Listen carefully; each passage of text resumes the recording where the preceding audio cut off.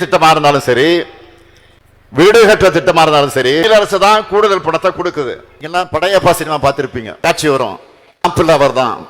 ஆனால் அவர் போட்டிருக்கக்கூடிய சட்டை என்னோடதுன்னு அதில் ஒரு டைலாக் வரும்.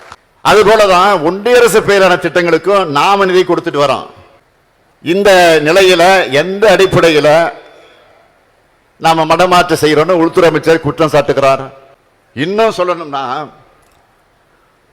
ஒன்றிய பாஜக அரசு தான் தமிழ்நாட்டுக்கான எந்த சிறப்பு திட்டத்தையும் தராத அரசு. உள்துறை அமைச்சர் அப்படியே பிளேட்டை திருப்பி போடுறாரு.